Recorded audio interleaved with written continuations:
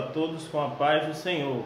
É uma satisfação para mim poder participar deste projeto da Assembleia de Deus aqui em Souza, de levar até você, meu irmão, meu amigo internauta, através do canal AD Souza, a Escola Bíblica Dominical. E como nós estamos sem poder nos reunirmos neste período, é um privilégio podermos meditar na Palavra de Deus através de toda essa equipe que está mobilizada para levar até você a meditação da Palavra de Deus. Desde já eu agradeço a toda a direção da igreja, pastor Cleudimar, ao evangelista Afonso Júnior, da Superintendência da Escola Dominical, e a todos os irmãos que estão envolvidos neste projeto para fazer chegar até você um pouco da mensagem da Palavra de Deus, especificamente das lições da Escola Bíblica Dominical.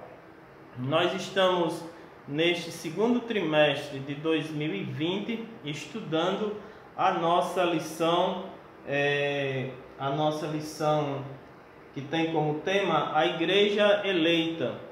É o tema do nosso trimestre. E eu fui incumbido de comentar a nossa sexta lição, que tem como tema a condição dos gentios sem Deus. É a nossa sexta lição que nós queremos comentar. E eu convido a você a permanecer aí conosco e meditar um pouco na Palavra de Deus. Esse é o tema da nossa lição. E o texto áureo, ele nos diz: portanto, lembrai-vos de que vós, noutro tempo, éreis gentios na carne e chamados incircuncisão, pelos que na carne se chamam circuncisão, feita pela mão dos homens, conforme a carta de Paulo aos Efésios, capítulo 2 e o versículo 11. A nossa verdade prática, ela nos diz: outrora sem Deus, por meio de Cristo, os gentios tornaram-se descendência de Abraão e herdeiros das promessas. Louvado seja Deus. Gostaria de acompanhar com todos vocês a nossa leitura bíblica em classe, que se encontra na carta de Paulo aos Efésios, capítulo 2, versículo 11 e 12, e também na carta do apóstolo Paulo aos Romanos, capítulo 4, versículo 12 ao 14. Acompanhe comigo. Portanto, lembrai-vos de que vós, noutro tempo, éreis gentios na carne, e chamados incircuncisão, pelos que na carne se chamam circuncisão, feita pela mão dos homens, que naquele tempo estáveis sem Cristo, separados da comunidade de Israel e estranhos aos concertos da promessa, não tendo esperança e sem Deus no mundo. Agora em Romanos capítulo 4, versículo 12: e fosse pai da circuncisão, daqueles que não sempre são da circuncisão, mas que também andam nas pisadas daquela fé que teve nosso pai Abraão, que tivera na incircuncisão. Porque a promessa de que havia de ser herdeiro do mundo não foi feita pela lei a Abraão ou a sua posteridade, mas pela justiça da fé. Pois, se os que são da lei são herdeiros, logo a fé é vã e a promessa é aniquilada. Louvado seja Deus. A nossa introdução, o comentarista nos diz o seguinte: na presente lição, veremos que o autor de Efésios lembra aos gentios de que antes da regeneração eles eram incircuncisos e haviam experimentado 5 formas de privação. Estavam sem Cristo, separados de Israel, alienados quanto à promessa, sem esperança e sem Deus no mundo. Logo, estudaremos cada um desses aspectos. A nossa lição, o comentarista dividiu para tratar estes, digamos assim, estas condições que os gentios se encontravam. A primeira, estavam sem Cristo. Segundo, separados de Israel. Terceiro, alienados quanto à promessa, sem esperança e sem Deus no mundo. São estes temas que que o comentarista aborda no decorrer dos tópicos da nossa lição. Vamos agora iniciar o nosso comentário sobre a nossa lição. O primeiro tópico da nossa lição diz o seguinte: chamados incircuncisos. Na era antes de Cristo, além de mortos espiritualmente, os gentios eram desprezados pelos judeus e identificados como incircuncisos. O primeiro tópico, ou subtópico, o conceito de circuncisão. Porém, antes de falarmos sobre a circuncisão, eu gostaria de esclarecer primeiro, ou conceituar primeiro, os gentios. Os gentios, como nós sabemos, são todos os povos que não fazem parte da linhagem de Israel. São todos os povos que não são judeus. Porém, é importante lembrar que muito antes, o termo hebraico para gentio, ele aparece desde o início do Gênesis. E ele significava povos, nações. Era um termo usado para designar povos ou nações. Isso aparece bem no início, com os descendentes de Sem, Cã, Jafé.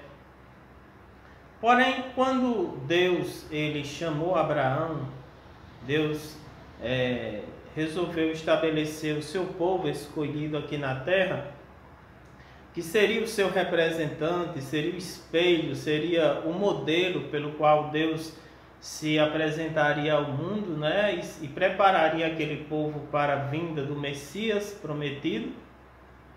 Deus começou este povo com Abraão. Deus chamou Abraão, o nosso pai na fé, o patriarca Abraão, e mandou que ele saísse do meio do seu povo, da sua parentela, e fosse morar na terra de Canaã.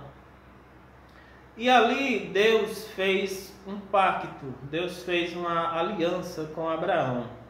Disse que ele seria pai de uma grande nação, do povo escolhido por Deus. Porém, nesta aliança, nesse pacto que Deus fez com Abraão, Deus determinou como sinal desta aliança a circuncisão. Deus determinou que tanto Abraão, seus filhos e todos os seus descendentes, e até mesmo os estrangeiros que viessem a se agregar ao povo de Israel, ao povo de Abraão, fosse circuncidado, inclusive as crianças que nascessem no 8º dia também seriam circuncidadas. Isso todos os descendentes de Abraão do sexo masculino seria circuncidado.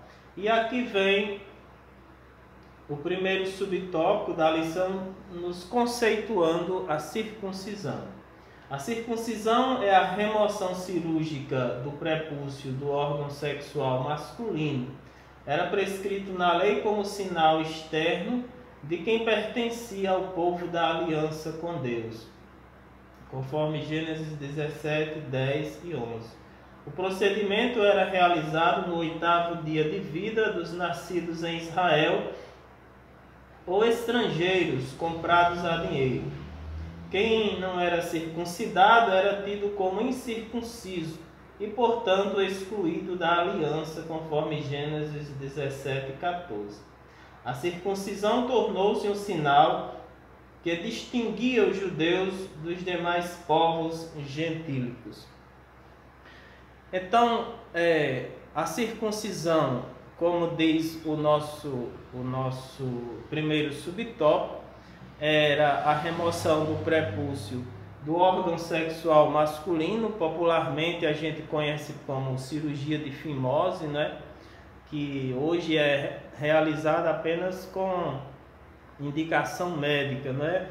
Mas a circuncisão, ela foi determinada por Deus como sinal da promessa que Deus fez a Abraão, como sinal da aliança. E aquele procedimento representava não só a aliança, mas significava a diferença entre o povo de Israel e os demais povos, a diferença no sentido da santificação, que depois nós iremos comentar em outro tópico também.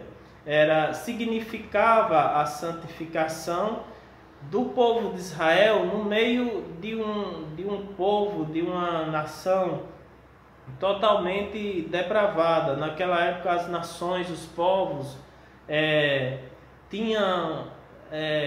viviam numa depravação não só idólatra, mas também numa depravação sexual, viviam na imoralidade, nas orgias.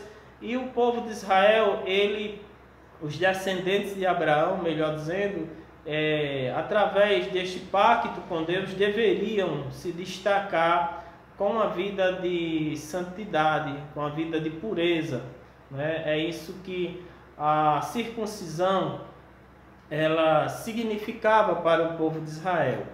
Porém, com o decorrer do tempo, o povo de Israel começou a tratar dessa diferença entre o povo de Israel e os demais povos e transformar, podemos até dizer, num ato xenofóbico. Eles passaram a ter aversão, eles passaram a rejeitar a aproximação e a comunhão com os outros povos que não eram circuncidados, como se os outros povos fossem exterminados da presença de Deus, fossem banidos da comunhão com Deus. E a gente pode perceber que o propósito de Deus em escolher o povo de Israel e determinar a circuncisão não foi simplesmente excluir, não foi o exclusivismo do povo de Israel, não é?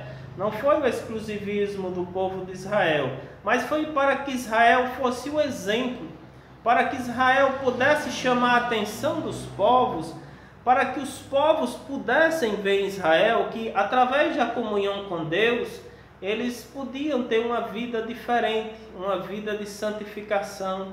Eles podiam viver em novidade de vida, libertos da escravidão do pecado. Até porque não era proibida a entrada de estrangeiros entre o povo de Deus, os descendentes de Abraão. Não era proibida a entrada dos estrangeiros. Eles podiam agregar-se ao povo de Israel, eles podiam ser praticantes, né,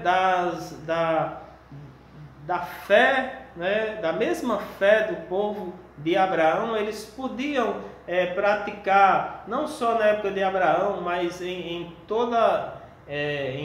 todos os séculos, né, em toda a época do Antigo Testamento e também do Novo Testamento. Eles podiam se converter ao judaísmo, eles podiam fazer parte do povo de Israel e ser fiel a Deus, assim como os judeus eram.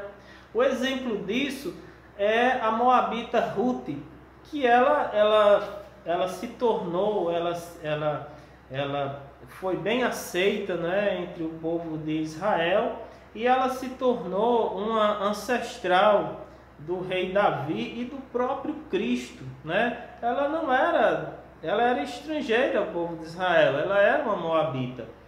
E a gente sabe que essa santificação de Israel deveria ter esse propósito de atrair as pessoas a esta comunhão com Deus, e não o contrário.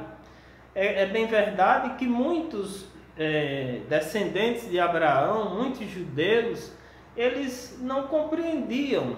E um exemplo disso é o profeta Jonas.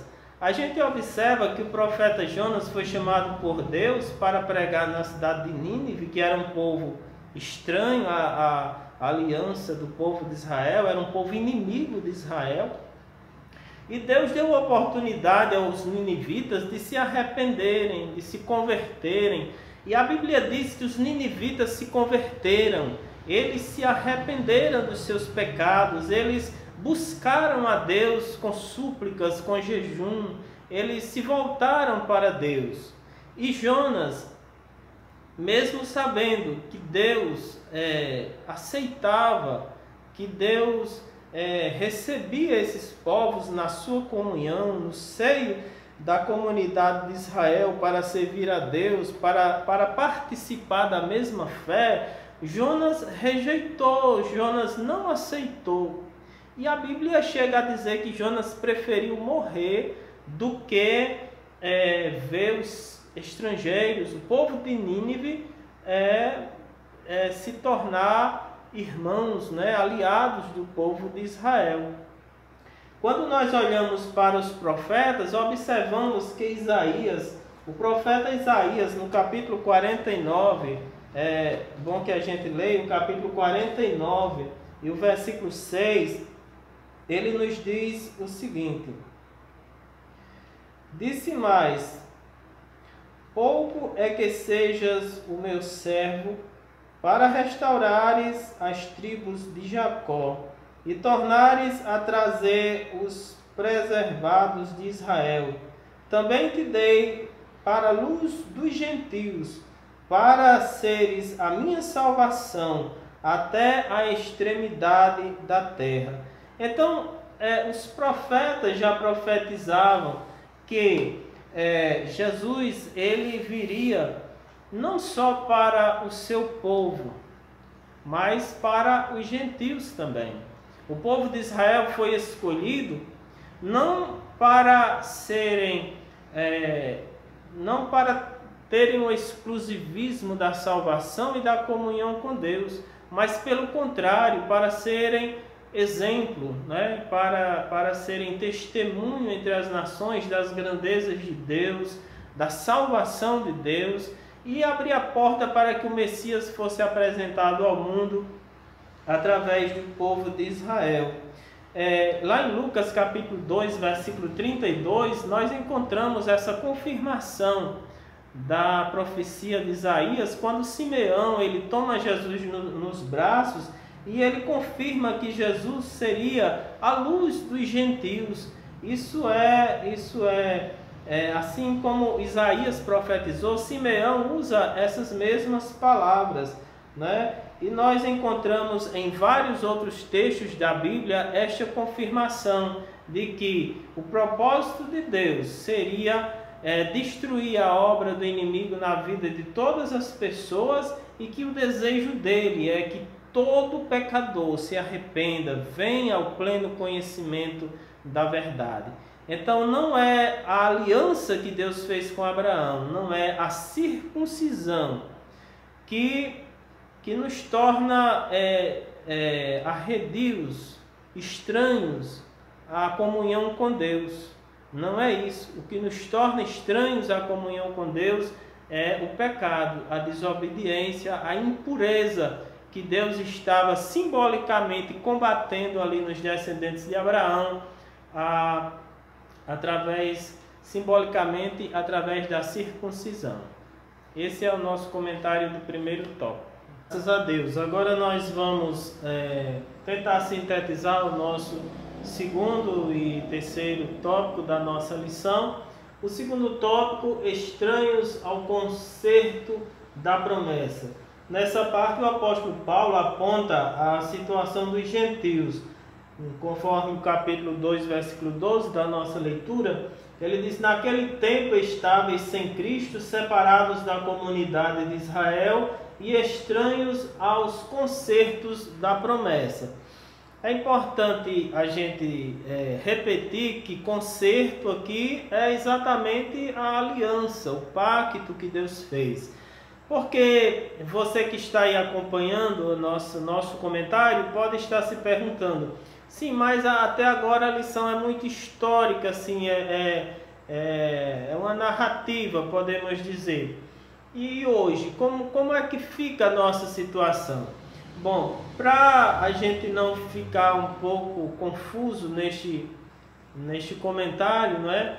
É importante a gente destacar que nós estamos tratando de conceitos e ordenanças que Deus determinou ao povo de Israel. E com o povo de Israel, Deus fez algumas alianças.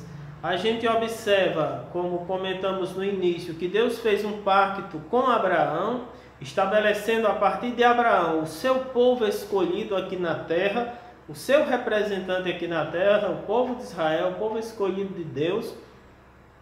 E esse povo, com o tempo, fracassou neste propósito. O povo não foi persistente, não é, neste propósito para com Deus. Os descendentes de Abraão foram, ao longo do tempo, abandonando esta aliança, foram desprezando a fidelidade. E a gente tem lá no Egito um povo praticamente esquecido, né, da vontade, da soberania, das promessas de Deus a Abraão, né?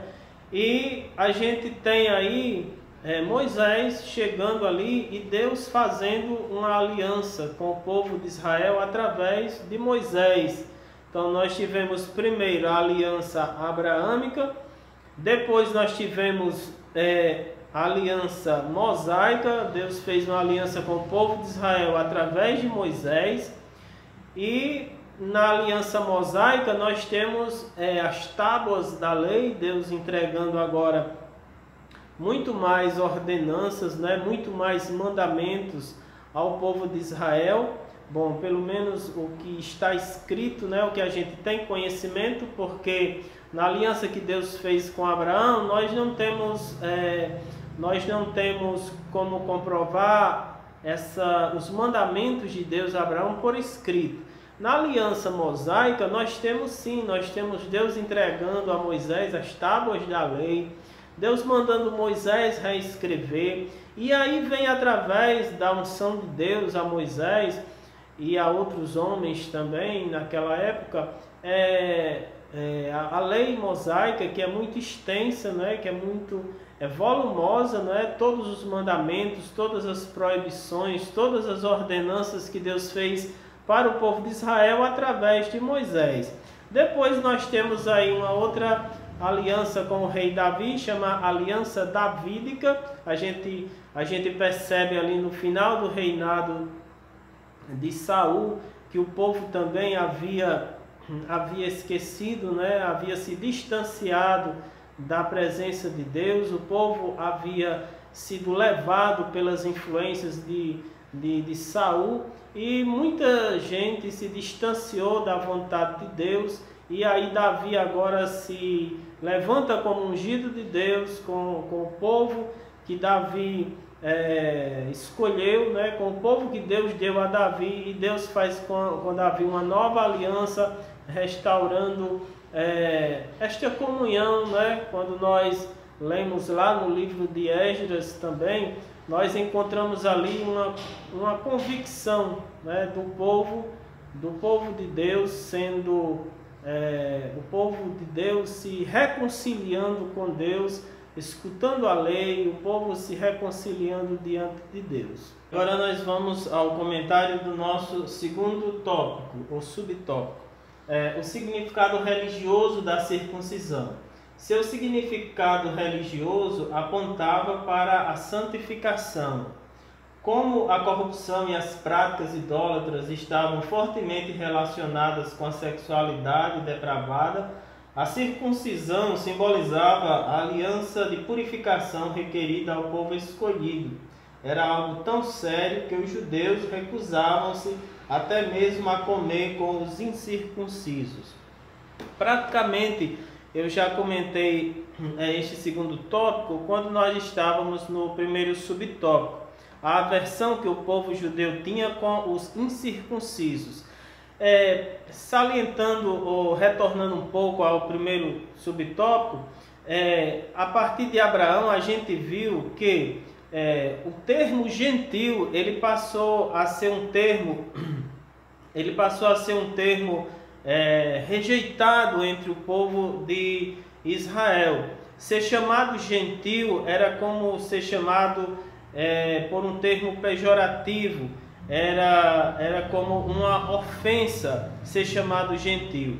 E incircunciso também tinha este significado, era como ser chamado de uma pessoa impura, uma pessoa contaminada. Então, o povo judeu ele se dedicou muito a esta tradição de ser circuncidado e também de ter esse conceito de ser um povo diferente de todas as outras nações. É o conceito do exclusivismo. É claro que se na prática o povo de Israel fizesse toda essa diferença entre as outras nações, isso seria muito importante. Porém, na história, ao longo da história do povo de Israel, a gente percebe que o povo se dedicou mais às tradições, mais às liturgias, mais ao exterior da vida de comunhão com Deus. Aparentemente tinha uma vida de comunhão com Deus, porém interiormente as suas ações, os seus sentimentos não condiziam com o que eles eram no exterior. Portanto, como diz o nosso comentarista, eles consideravam algo muito sério, tanto que eles se afastavam, né? Eles não tinham muito contato com as pessoas que eram incircuncisos e também, e consequentemente, os gentios, e isso perdurou por muito tempo. Quando Jesus ele veio, a gente tem talvez até uma acentuação dessa rejeição que o povo de Israel tinha com as pessoas que não eram circuncidadas, que não eram da linhagem de Israel. A gente pode citar o exemplo até mesmo da própria igreja primitiva. Quando Jesus ele comissionou a sua igreja e mandou pregar a todas as nações, a todos os povos, a gente encontra resistência dentro da própria igreja primitiva, como se os gentios não fossem pessoas alcançadas pelo sacrifício de Jesus, pelo perdão, pela salvação. Eles ainda tinham um sentimento muito forte de exclusivismo, de serem o povo, o único povo salvo na face da terra. Quando nós olhamos para o evento na casa de Cornélio, foi preciso que Deus ele mostrasse aquela grande visão ao apóstolo Pedro, daqueles animais imundos que descia naquele lençol, como os irmãos conhecem a história, e Deus fez com que Pedro fosse à casa de Cornélio, e ali, ao ver a manifestação do poder de Deus na vida de Cornélio, na vida dos que estavam ali naquela casa, foi preciso esta revelação de Deus, foi preciso Deus mostrar aos seus apóstolos ali que ele não fazia acepção de pessoas. Daí nós temos a confissão do apóstolo Pedro, reconhecendo que Deus não fazia essa distinção, né? E isso confirmado em vários textos do Novo Testamento, né? Nós vamos para o nosso terceiro subtópico. A circuncisão do coração. Isso aqui é a verdadeira circuncisão, digamos assim. É a circuncisão que não é apenas da aparência, como era na vida de muitos judeus, de muitos descendentes de Abraão. O apóstolo reconhece que os gentios não faziam parte da circuncisão, mas com a ressalva: o sinal dos judeus era apenas físico e realizado por mãos humanas. A boa nova que Paulo traz é a que de que a verdadeira circuncisão não se tratava de uma operação externa na carne realizada pelos homens, mas a que foi feita no interior, a que é do coração, cujo louvor não provém dos homens, mas de Deus. Assim, em Cristo, o sinal de quem pertence a Deus não é a circuncisão nem a incircuncisão, mas sim o ser uma nova criatura. Nós podemos confirmar isso na carta de Paulo aos Gálatas.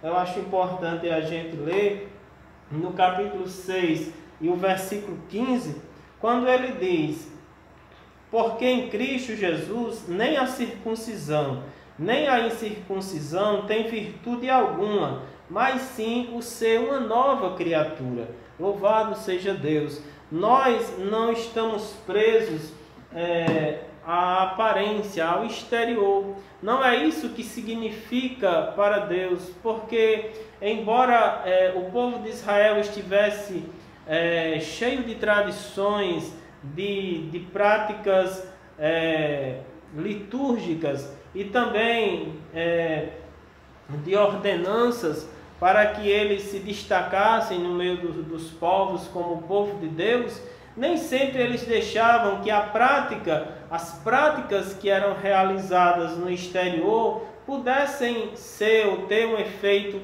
no seu interior, no seu coração, que significasse realmente aquilo que eles estavam praticando. A gente sabe que a circuncisão, quando Paulo diz que a circuncisão é no coração, é que Paulo ele estava reconhecendo o verdadeiro significado daquela simbologia que Deus determinou ao povo de Israel. Assim como a circuncisão, não é? Assim como o sábado, ele representava o nosso descanso em Cristo, né? Jesus disse: em mim encontrareis descanso para as vossas almas. Era uma ordenança, era uma prática litúrgica do povo de Israel de descansar no sábado. Assim como o sacrifício do holocausto, ele representava o perdão dos nossos pecados através do sangue de Jesus vertido ali na cruz para perdão dos nossos pecados. Assim como eles praticavam o sacrifício do holocausto, que tinha este significado, né, de apresentar o pecador a Cristo através do seu sacrifício vicário, a circuncisão também era um ato simbólico, era um ato litúrgico que deveria levar o pecador a reconhecer que ele agora era uma pessoa que fazia parte do plano de Deus e deveria manter uma vida de consagração, de santificação, diferente dos outros povos. O nosso quarto subtópico, a circuncisão na nova aliança. O assunto da circuncisão gerou discussões acaloradas entre judeus e gentios. Em Antioquia a questão ganhou muita dimensão, né? Isso aqui é a introdução do nosso quarto subtópico. E como eu já comentei um pouco antes, a igreja primitiva sofreu a resistência dos irmãos judeus que congregavam ali na igreja primitiva com relação aos irmãos gentios que se convertiam a Cristo, né? Quando os apóstolos começaram a pregar, grandes multidões se convertiam a Cristo. E ali nós tínhamos a igreja primitiva, repleta de pessoas, tanto judeus quanto gentios, e também as discussões, né, acompanharam eles, porque assim como os gentios tinham algumas práticas que trouxeram problemas à igreja primitiva, os judeus também tinham, e a circuncisão foi uma delas, o não querer se congregar com os irmãos gentios, porque não eram circuncidados. Isso gerou discussões, né? Isso gerou questões entre os apóstolos. E aí a gente tem a realização do primeiro concílio de Jerusalém, o concílio de Jerusalém, onde os apóstolos eles se reuniram para discutir estes assuntos. E aí nós temos as determinações deste Concílio de Jerusalém, quando eles acharam por bem, quando eles decidiram, através da orientação do Espírito Santo de Deus, que não fossem impostas cargas estranhas aos irmãos gentios, como o caso do judaísmo, mas que eles deveriam se abster da corrupção, da contaminação, das coisas sufocadas, das coisas oferecidas, da carne sufocada e das comidas oferecidas a ídolos, que eles pudessem se abster da idolatria. Eram essas as recomendações do Concílio de Jerusalém, decidido pelos apóstolos. Sintetizando, os apóstolos decidiram, através do Espírito Santo de Deus, que o que importava na vida dos gentios era uma vida de santidade, de pureza, longe da contaminação do mundo.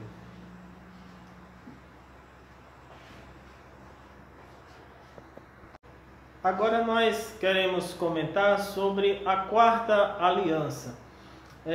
Nós sabemos que o povo de Israel, mesmo sendo o povo da promessa e tendo o privilégio de ser o povo pelo qual Deus enviaria o Messias prometido para a redenção da humanidade, mesmo sendo o povo que deveria estar ali como espelho para o mundo, dizendo: nós temos comunhão com Deus e através dele, o seu Filho será apresentado ao mundo, né? Através do povo de Israel, para que todo mundo pudesse, através de Israel, através do povo escolhido de Deus, se converter a Cristo. O propósito de Deus era que todos ali pudessem se converter a Cristo, e através do seu sacrifício, né? Porque se os judeus não tivessem levado Jesus à crucificação, os romanos teriam.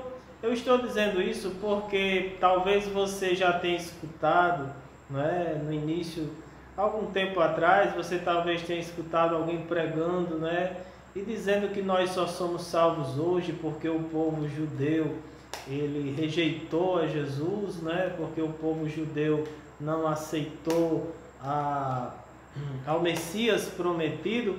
Mas na verdade a promessa de Deus enviar o seu Filho para salvar os gentios, eu já li vários textos aqui nesta noite, não é? Ela vem desde os profetas, ela vem desde o Gênesis, né? O propósito de Deus nunca foi salvar um único povo, mas sim todo aquele que nele crê, não é? A Bíblia nos diz, não é? Conforme o apóstolo João, que ele veio para o que era seu, os seus não receberam, mas a todos quanto receberam, deu-lhes o poder de serem feitos filhos de Deus, aos que creem no seu nome. Então, a aliança que Deus fez através de Jesus não era mais uma aliança restrita a um povo, né? Não tinha mais o propósito agora de propagar a comunhão com Deus, nem a mensagem de que o Salvador viria ao mundo. Agora era a aliança eterna. Quando Jesus celebrou a sua última ceia ali, ele, junto com os seus discípulos, ele pega aquele cálice e ele diz: esse é o sangue da nova e eterna aliança, que será derramado por vós.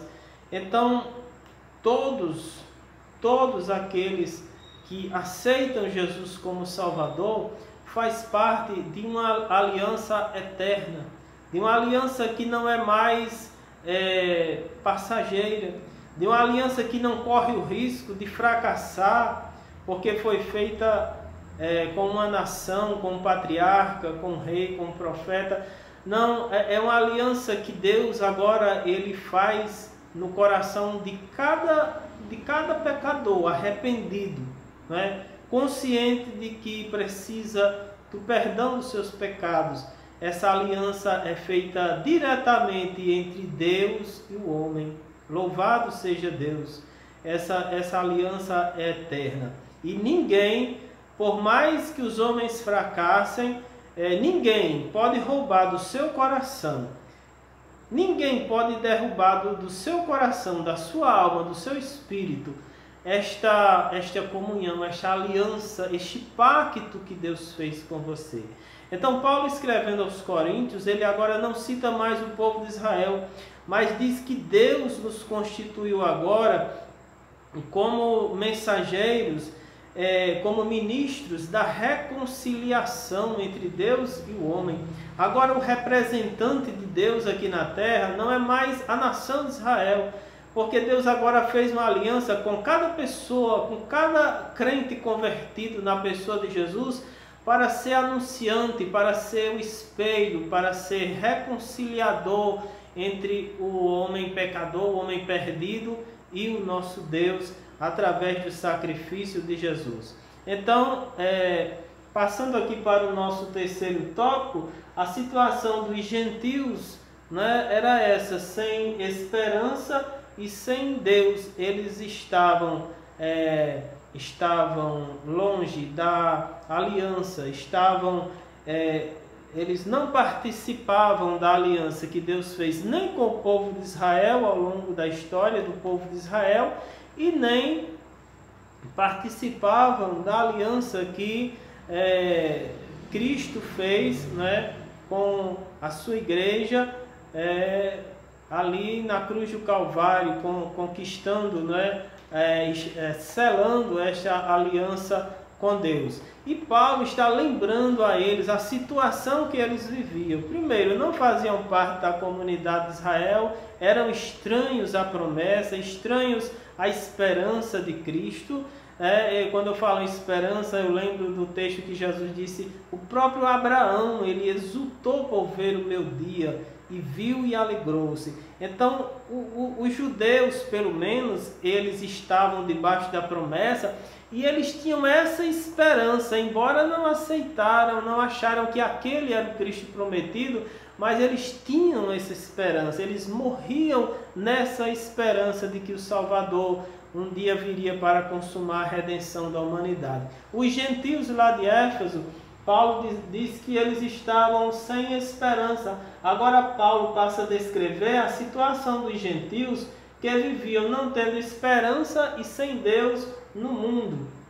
Então eles, desprovidos de esperança, não é? Eles não faziam parte, não é, nem do povo de Israel, e também não tinham essa esperança da salvação. Estavam sem Deus no mundo.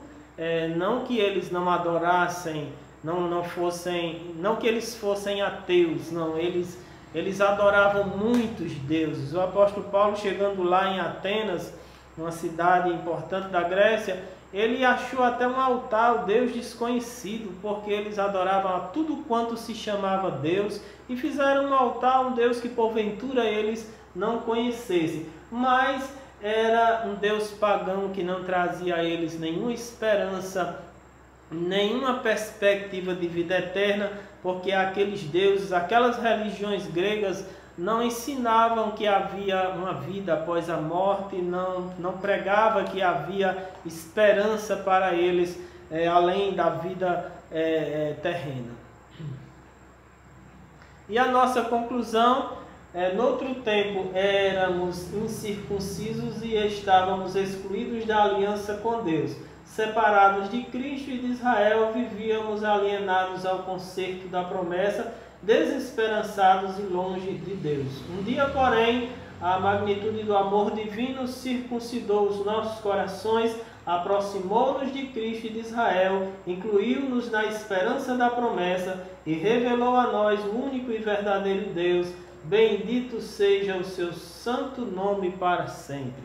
O apóstolo Paulo, ele é enfático em dizer que de todos os povos Deus constituiu um único povo para servi-lo. Louvado seja Deus! E agora não existe circuncisão nem incircuncisão, servo nem livre, um judeu nem gentil, todos agora Deus constituiu um único povo. E ele diz que esse povo, cada um de nós, somos membros de um corpo do qual Cristo é a cabeça. Este corpo é a sua igreja e cada um de nós somos membros desse corpo com nossa importante funcionalidade dentro da obra de Deus. Que Deus em Cristo vos abençoe e que essa esperança da vida eterna, da volta de Jesus, que esta aliança que Deus fez agora, não com a nação, mas no coração de cada um crente convertido, né, na pessoa de Jesus, possa permanecer acesa em nós a chama dessa esperança, acesa a chama da vida eterna, a chama do Pentecostes, que o Espírito Santo é quem nos convence, né, desta comunhão, desta salvação, desta esperança que Cristo nos trouxe através do seu sacrifício. Que Deus os abençoe.